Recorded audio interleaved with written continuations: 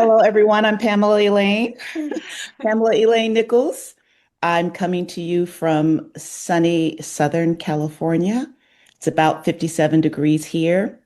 I feel your pain being in the snow and freezing. And I am a certified emotional intelligence practitioner. I am delighted to be with you all because mediators are my favorite people. And through this presentation, hopefully it'll be clear why. This presentation is going to be highly interactive.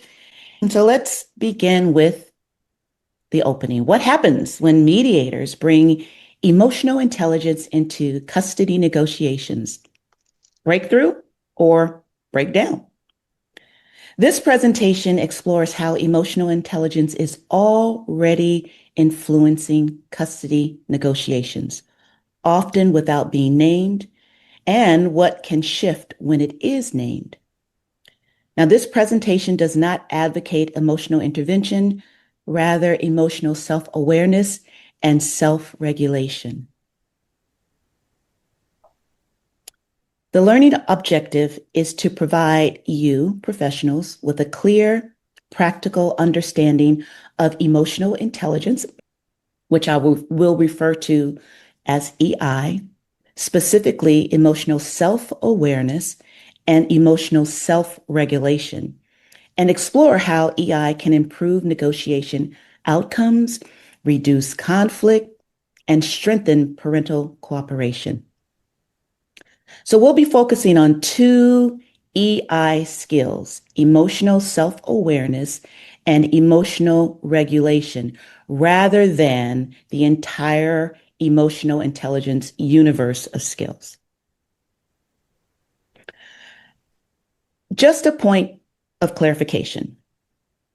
This presentation is not about how you should mediate or practice. You already have that expertise. Instead, I will offer you a perspective and an evidence-based tool that can help you better assess the emotional readiness of your clients, ideally before and during your mediation sessions without interfering with neutrality. The purpose of today's presentation is in fulfillment to a mission, which is to move children of divorce and custody battles from hurt to healed by raising the emotional intelligence of their parents and the family law professionals who serve them. This is my mission. This is my calling.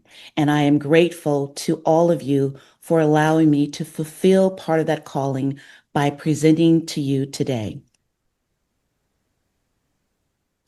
Shall we begin with the standard operational definition of emotional intelligence, again, EI, and emotional quotient? Emotional intelligence, EI, is the ability to understand and manage your own emotions and to recognize and influence the emotions of others. When I use the word influence here, I'm not talking about persuasion, coercion, or control. I'm talking about how emotional regulation, tone, and presence naturally affect the emotional climate in a room. The scientific consensus is that emotional intelligence is not something you are either born with or without. Think of emotional intelligence like athletic ability. Some people are born with a natural predisposition for coordination and strength, but nobody becomes a professional athlete without dedicated training, practice, and coaching. Well, emotional intelligence works in a similar way. Emotional quotient, or EQ, is a measurable score that reflects your emotional intelligence skills. So just like IQ is a score, like intellectual quotient is a score or a measure of your capacity to reason, to solve problems, and understand information. Each of you have demonstrated your IQ when you went through your training, whether it's for law or for mediation or social work, whatever it was, you engaged your IQ. Well, EQ is a measure of your ability to understand and manage your own emotions and to recognize and influence the emotions of others. Unlike IQ, EQ is not fixed. It can be improved over time with commitment and training. By taking an assessment, an EQ assessment, anyone can know their emotional quotient or score. Now, knowing your EQ is like getting a detailed user manual for your own emotional and social operating system. It provides a concrete starting point for targeted growth and offers a framework for understanding why people succeed or struggle in certain situations. From this point forward, when you hear someone say he has high emotional intelligence or she has low emotional intelligence, I want you to ask how high or well, how low? Without quantifying high and low, it's difficult to attach relevance to the statement.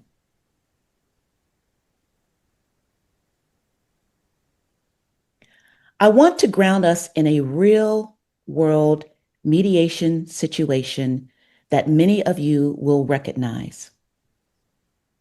I'll be referring to this family as the Johnsons, and we'll stay with this family throughout the presentation as an example of breakthrough and breakdown conditions from the EI, emotional intelligence, and EQ, emotional quotient lens.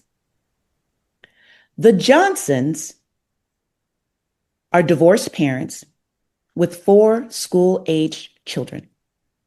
During the marriage, the mother was financially dependent on the father. Both parents genuinely believe they're acting in the best interest of their children. Recently, the father lost his job. Shortly after, he filed for a custody modification, seeking a temporary shift from a 50-50 arrangement to a 75-25 arrangement. The mother believes the request is financially motivated and tied to child support. She believes she's being treated unfairly after years of sacrificing her career to care for her husband and their children. The father believes if the mother had carried her financial weight in the marriage, he would not have had to pay so much in child support.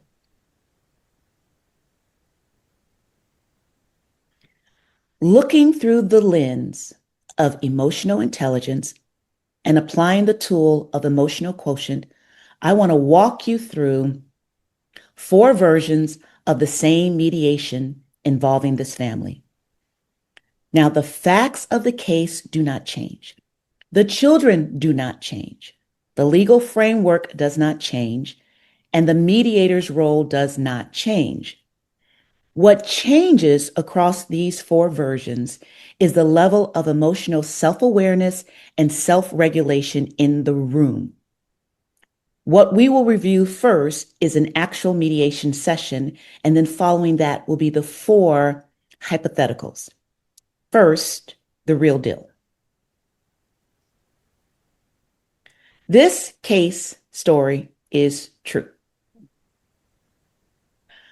Neither father or mother are aware of their emotional quotient.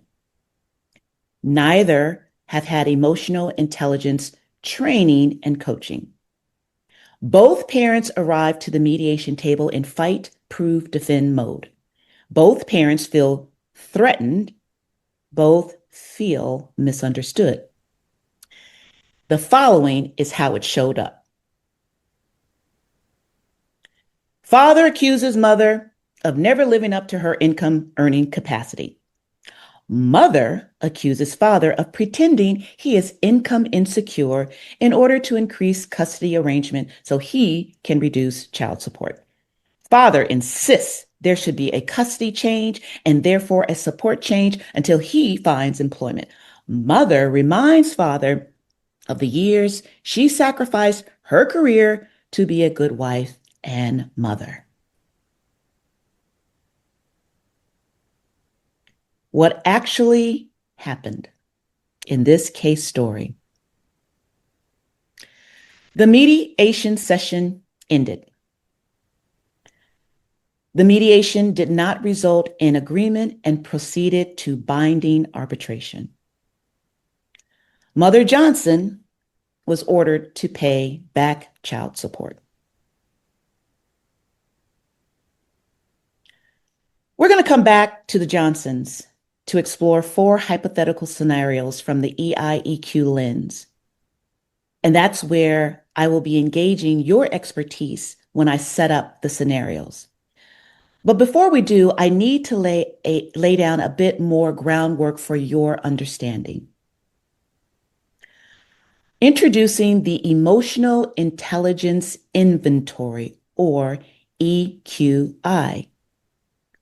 What it is.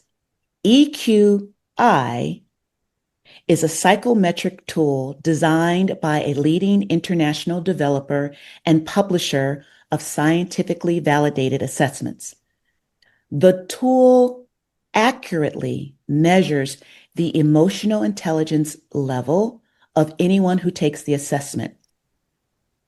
EQI gives a baseline for several emotional intelligence skills, including emotional self-awareness and self-regulation, which are 2 of the most important skills in custody negotiations, especially when emotions are flying high before parents, like the Johnsons, ever get to the agreement table.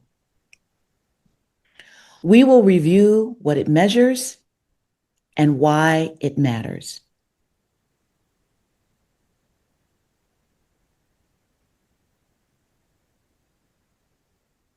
What EQI measures. This is called the Emotional Quotient Inventory, or WIL, EQI WIL. It is the most scientifically validated tool in the field for measuring emotional intelligence. There are 5 core competencies that are measured. Each core competency has 3 subscales that are also measured.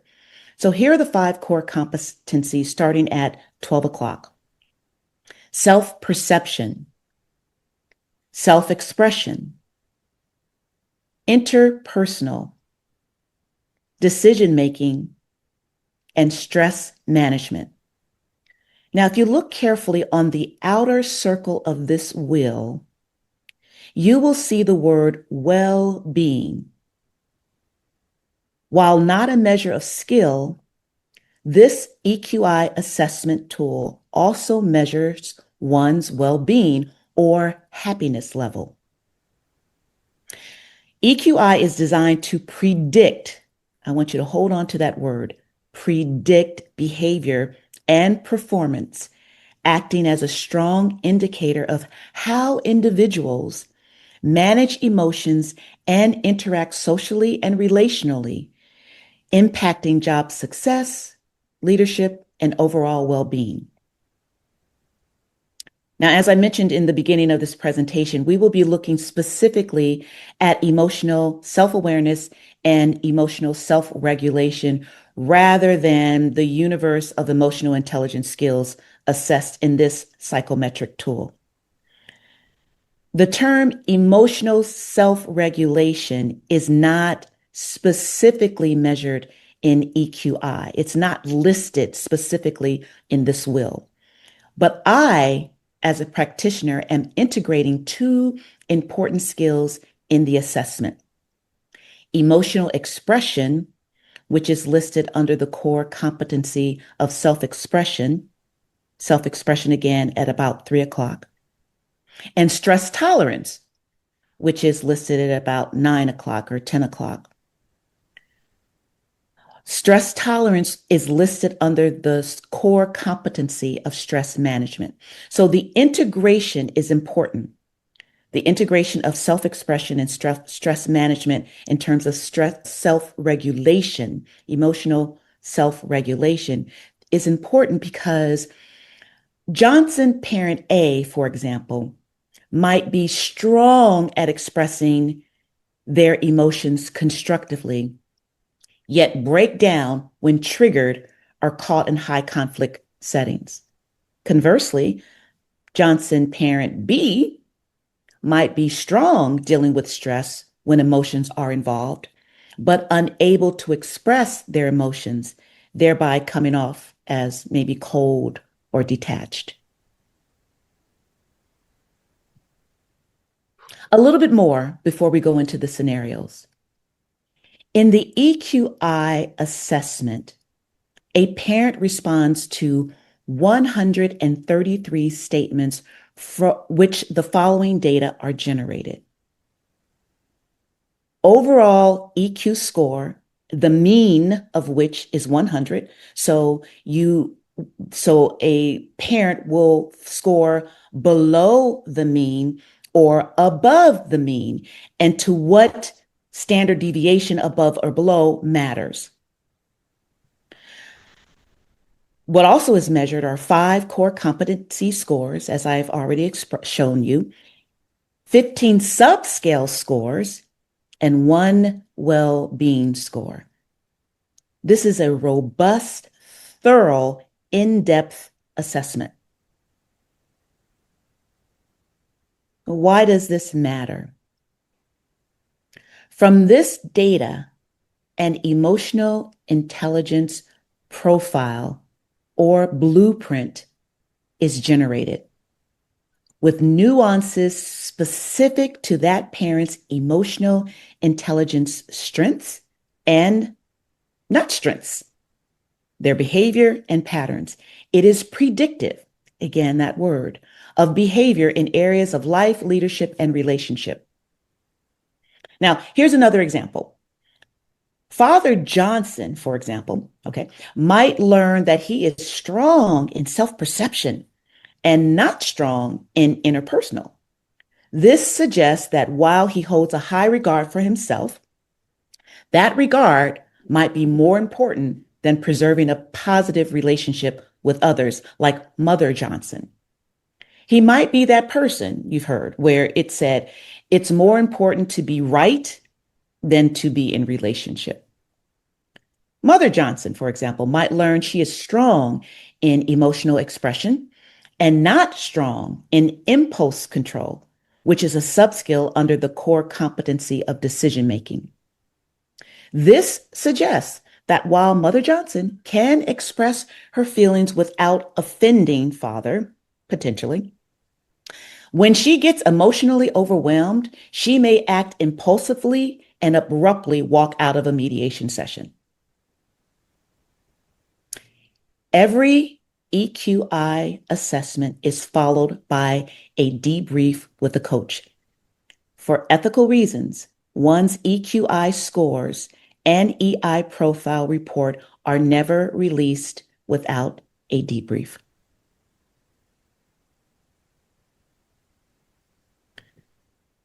Emotional intelligence training and coaching transforms awareness into behavior change, because that's what we want to get to. We want to get to a change in the behavior, particularly the behavior that shows up at the mediation table.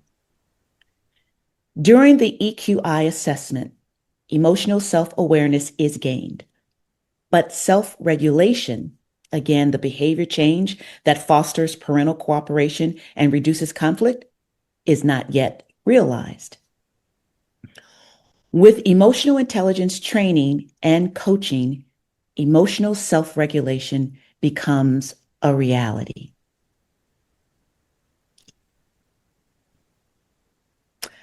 Let's go back to the Johnsons. And this is where you're, I'm going to engage your expertise when I set up the hypothetical. Following are four hypothetical yet realistic illustrations of how EQI and EI training and coaching, or the lack thereof, can influence the tone, efficiency, and durability of the mediation negotiations between the Johnson parents. Okay. Now, I won't be describing what you do as mediators or how the process ends as I did in the case story. Instead, I will be asking you to make professional predictions about conditions that might make for a breakthrough and conditions that might make for a breakdown.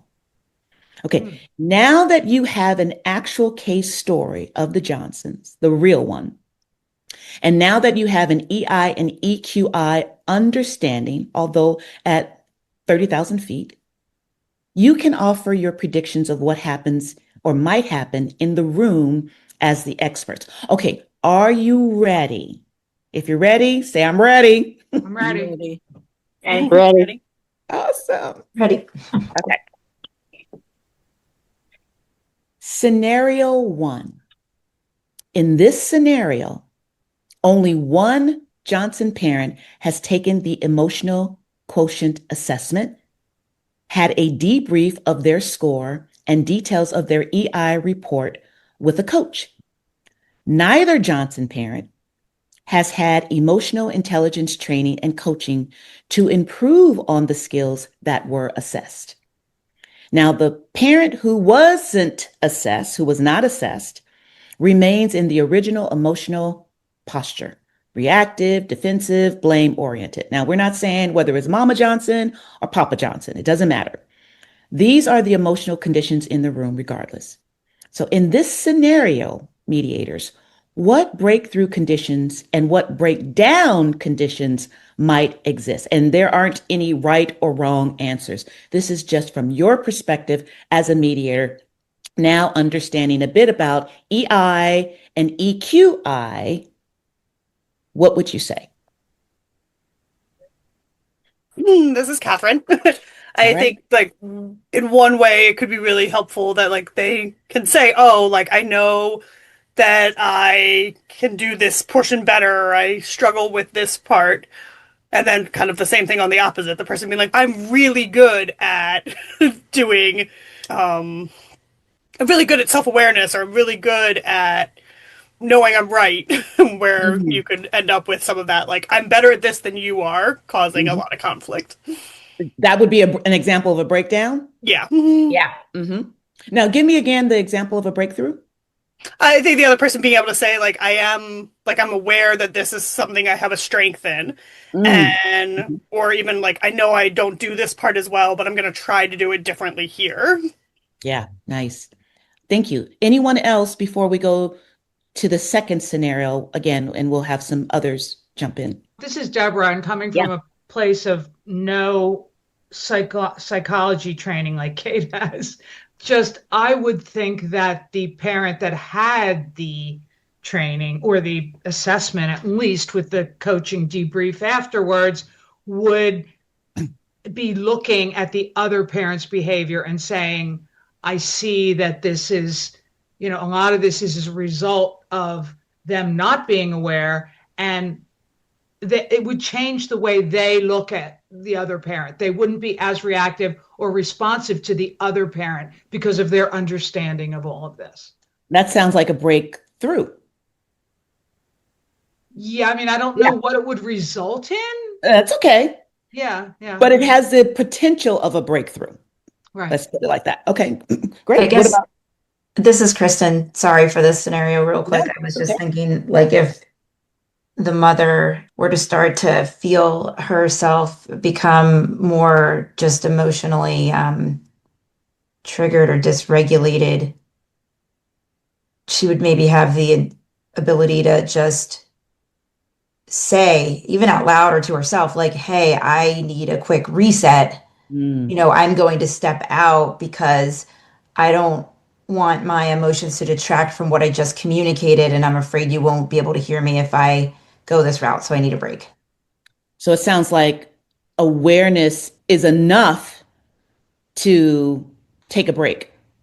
Since that mother didn't have emotional intelligence training, what I'm hearing from you is just awareness can sometimes be sufficient for the potential of a breakthrough. Yeah. Hmm. Could be, yep. Yeah. Okay, great. Thank you. Let's go to the nice input. Let's go to the next scenario, number 2. One Johnson parent took the EQI assessment, had a one-on-one debrief of their emotional intelligence profile, and took emotional intelligence training and coaching to build their self-awareness and self-regulation skills. The other Johnson parent did neither and is still operating from a raw emotion and a fairness blame narrative. These are the emotional conditions in the room. In this scenario, mediators, what breakthrough conditions and what breakdown conditions might exist? Again, just jump in, a couple of you share, and then we'll go to 3. I don't know what would happen if the one parent who was so trained and aware actually brought that out at the mediation and said, I realize that you are upset and you're not able to regulate your emotions when we talk about this. Like, actually start talking about it to the other parent, if that would help, or if that would make the other parent flip out and say, you know what, screw you, I'm leaving. I don't know. Yeah, it certainly has a lot to do with the way in which that parent says. True. Because if you're going to act like you're high and mighty because somehow you're aware and you're trained, and I'm less than, we're going to have a problem. Yeah, like Pamela Elaine, I'm not going to respond to that because I realize that you're only saying that because you're not regulating your emotions and you're not in control of what, if I say it that way, that puts you down for sure. I mean, that would be a Yeah. breakdown. Yes. Anyone? Thank you, Deborah. Anyone else? Using I, Deborah's scenario, yes. there's a difference between understanding what's going on and acting on it because you understood it and learned more, having more insight, and you can use it without talking about it. I think if you're looking for a breakthrough. Mm, mm-hmm. Yeah. I see that one of the things that I would see, I'm not a mediator, but I understand the emotional intelligence predictive behavior. I would imagine that the trained parent would also, as a potential breakthrough, the trained parent reduces triangulation of children by returning to child-centered language. That could, in my opinion, really level the playing field for if the trained and emotionally aware parent brought it back to the children. I know the mediator plays that role as well, and that's important. If the parent could also co-sign on that, I think that is a condition for a breakthrough. All right, moving right along to scenario 3. Scenario 3, both parents have had individual and personal assessments with a debrief by a coach. They know their strengths and not strengths. They are now aware of their emotional intelligence skills. However, neither have attended emotional intelligence training and coaching to improve their skills, particularly in self awareness and emotional self regulation. These are the conditions in the room. In this scenario, mediators, what breakthrough conditions and what breakdown conditions might exist?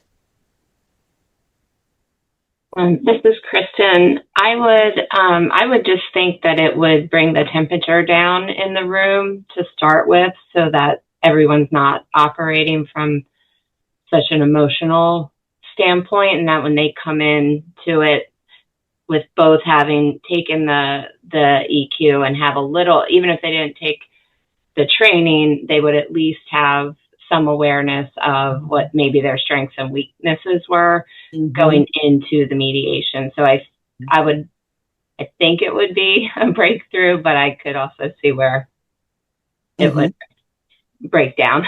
But, Sure.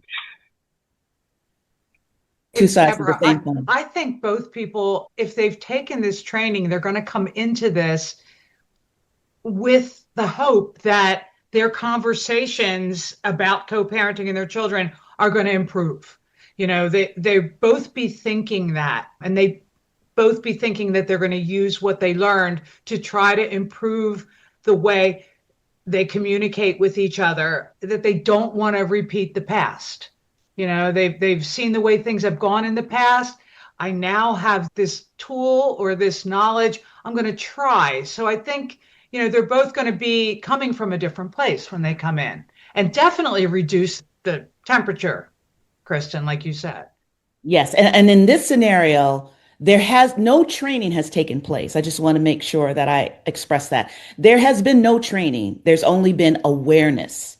Awareness through the EQI assessment and the debrief of what those scores mean. So it's just them evaluating themselves after Yeah. the debrief. Yeah. They're being evaluated with a trained facilitator, with a trained coach to interpret the meaning of the scores and what their skill sets predict and where they can build their skill sets, but not yet gone through any substantial training to actually build upon the skills that they have. Right.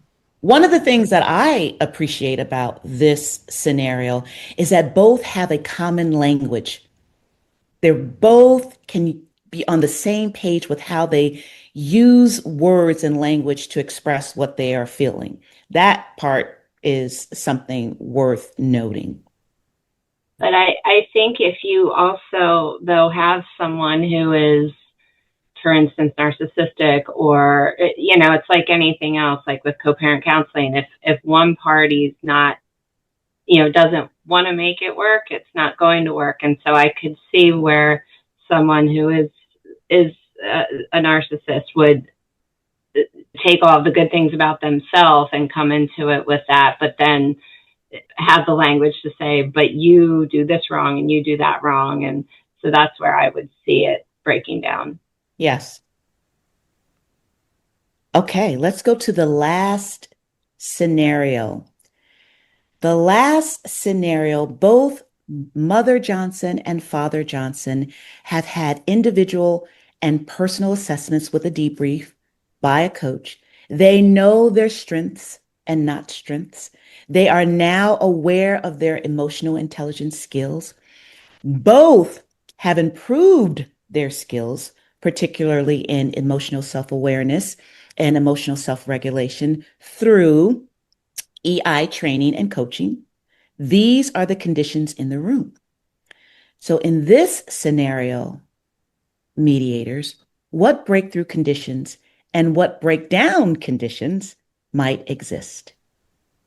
This is Catherine. I think like one of the breakthrough spaces would be it's also like a common goal now. Like, yes, we're here for the mediation and our custody, but we also know that there's communication and emotional things we need to work on like separately and together. And so it gives them another like kind of like common place to kind of come from. Yes. Yep. Anyone else on a breakthrough or a breakdown? Well, maybe because they know the other parent so well, maybe they would begin to not judge, but like draw some conclusions as to where that other person might also have their strengths and weaknesses so that they could be more understanding just generally of that other person. And like, because I would maybe be thinking like if the person doesn't want to share, but I knew that the person went, like, but just having had the training, maybe I would, yeah, be able to know where that other person landed and work within that just based on like what I'm seeing. So that might help. Yeah. One of the things I see here that is a condition for a breakthrough actually is improved co-parenting long term. an unlikely return to mediation or litigation because both have been assessed and trained. Yeah, it could help them in their co-parenting going forward for sure. For sure. I'm curious, and I don't know if this is a good time to ask this question, Go but for it. if you get an assessment and you know your scores, and then you go through the coaching and training, have people then done an assessment again and seen their scores improve? In the EQI world, after you do an assessment and you go through training, what they expect is for you to come back in 6 months and then reassess. I see. The expectation is that you have improved, that your score it improves. And this is the beauty of EQ, that it is improvable. You can grow, you can get better, you can get stronger in any particular subscale or any particular core strength. So yes, but you come back after a period of time. Some say 6 months, some say a year in order to see the difference that it has made. But the difference is expected and therefore measurable again. Did I answer your question, Deb? Yep. Okay. That was great. All right. So I want to pause here and offer something purely as a thought experiment, not a requirement, not a critique. Mediators, what conditions might exist when emotional intelligence language and regulation are shared across the room where the mediator's insight and skills are enhanced?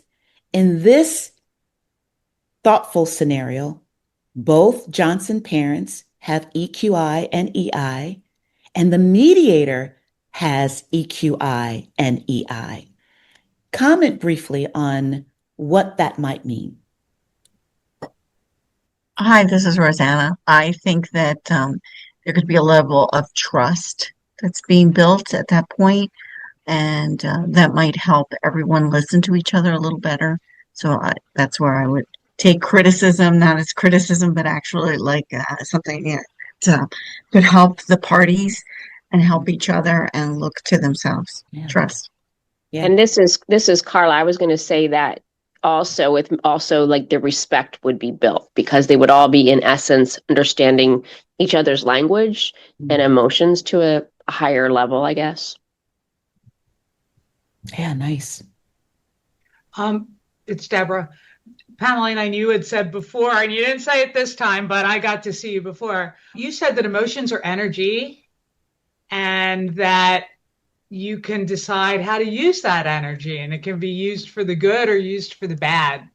And I think everyone being aware that there is that energy, just that simple concept, and that stuck with me with what I'm seeing in the room and how I can manage everyone in the room. And having everyone aware of that would just be the ideal.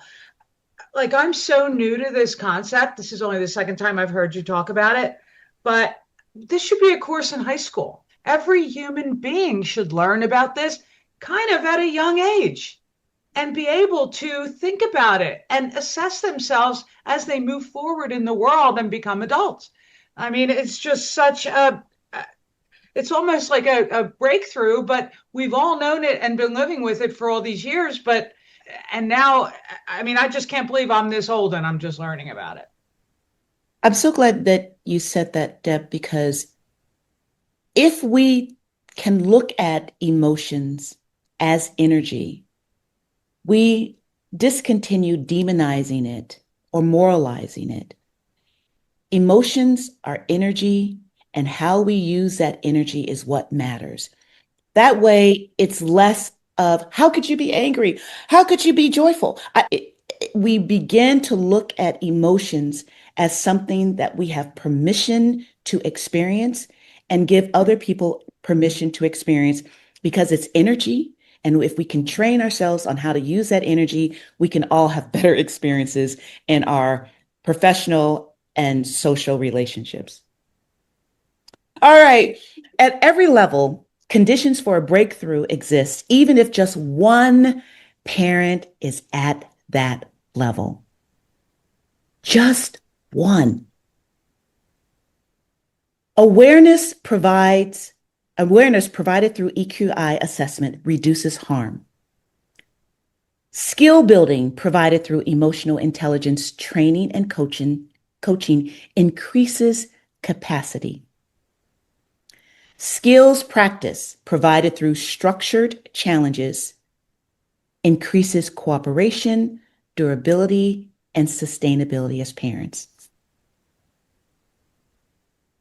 The Win with EQ framework aligns with these three levels.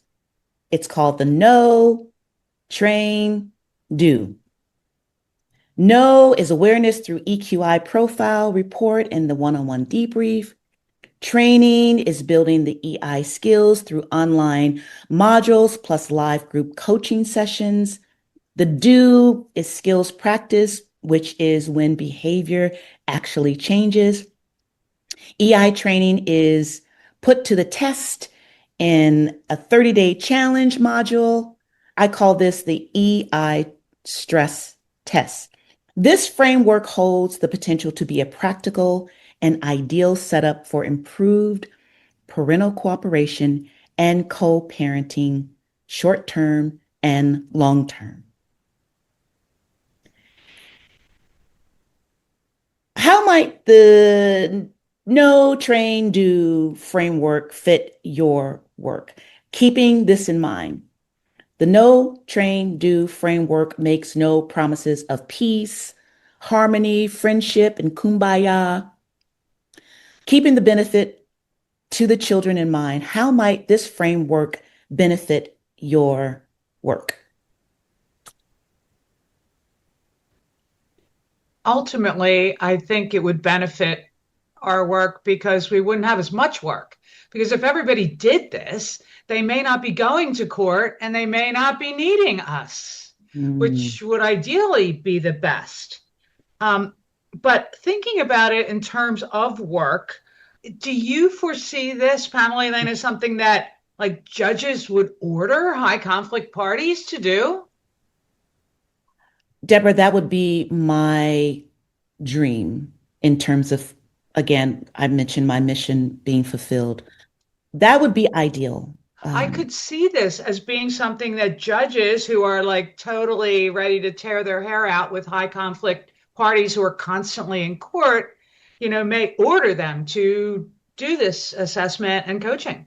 But the question is, do you believe that everyone is capable of benefiting from this? Like, what about people that have really low IQs or people who have a mental illness or or are severely narcissistic or something? Like, is everyone capable of improving? I appreciate that question, and it leads right into some considerations. Questions and guardrails. Is the framework exclusive? Meaning, does this framework work for everyone? To your point, for every custody mediation case. Let me go through these slides because it's not loading the way I want. So question, framework, okay. Will this framework work for every custody mediation case? The guardrail to that is pilot tests to know for whom it works best and at which breakthrough level. So it might be, Deb, that we can only get to awareness with the narcissist. That's it. That might be good enough. So there's a bit of pilot testing that might be worthwhile to get to some of these considerations. A second one is neutrality compromised? To your question earlier that I said, can I hold off on? The mediator can decline review of an EQI report unless both parents have taken the assessment and both agree to release their information. And a mediator might decide that the EQI is not shared with the parents, parent to parent sharing, because that might be a potential breakdown So there's a little bit of nuance here that um, needs to be evaluated. And then the third, I'm sure, is important is, well, who pays? Who's going to pay for this? And that's a legitimate consideration as a guardrail. The EQI assessments, emotional intelligence training, and skills practice all involve investment just as other professional supports do. All right, I want to share a quick story before I close this presentation. Before I fully immersed myself in emotional intelligence, information, and development, I took a weekend course that explored the field of ontology. Christmas was around the corner. It was my holiday to share with my children because their father had Thanksgiving. When their father informed me that he would be having Christmas with the kids at his home, I was livid. The fight began. Text messages of who was a better parent flew back and forth. I called my lawyer, he called his lawyer. The lawyers went back and forth, and the attorney fees started climbing. Something inside of me came up with an idea. Ask the children what would make Christmas memorable for them. On the drive to the grocery store, when I had their full attention, I casually asked, "Hey kids, what would make this Christmas special for you?" One by one, they began to share as if they had already anticipated the question and rehearsed their answer. Smiles glimmered across each face. Okay, mom, what we want to do for Christmas. Okay, we want to spend the night at dad's house, and then you come over in the morning for breakfast, and then we'll all open gifts together under the Christmas tree. I am certain at that moment, my heart didn't skip a beat. No, it just stopped beating. As calmly as I could, I said, "Okay, kids, that sounds fine." The smiles on their faces lingered. When we returned home from the grocery store, I instructed kids to put the groceries away while I took care of a few things. I went into my room, locked the door, and then into my bathroom and locked that door. I fell to the floor and cried my eyes out. I was hurt. I was angry. I felt betrayed. I felt I had lost and he had won again. On Christmas morning, I showed up in my red outfit, helped cook breakfast, and opened gifts with my children and their father.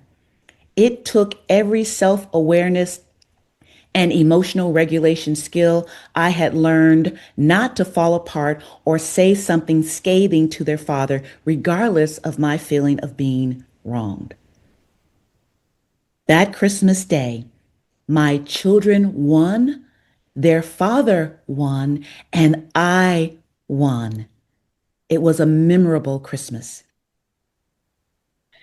The Johnson case story, the one where no parent had done an EQI assessment and no parent had taken EI training and coaching, that first case story was not a hypothetical story. I am Mother Johnson, and this was my real experience as a Montco custody and child support case. Scenarios 1 through 4 are what could have been. I often ask myself what might have been different if emotional intelligence assessment and skill building had been an intentional add-on or preparation to the mediation process. While scenarios 1 through 4 are hypothetical, they likely might have proven a better outcome for my children, their father, and me. In conclusion, a few takeaways. EI is not about changing feelings. It's about managing triggers or managing energy. Awareness without skills is insight. Awareness with skills is empowerment. Not every case will break through, but fewer will break down. The greatest gift parents give children is not a perfect agreement, but parents who can regulate themselves through conflict, even if just one parent does it. That's the gift. Chester County Mediators, I applaud you for the work you do for families and children, often in rooms where emotions are at their hardest to regulate. I know that you carry the weight of families' hurts and pains that go unseen and too often unrecognized. Today, I acknowledge and recognize you. Thank you for your time.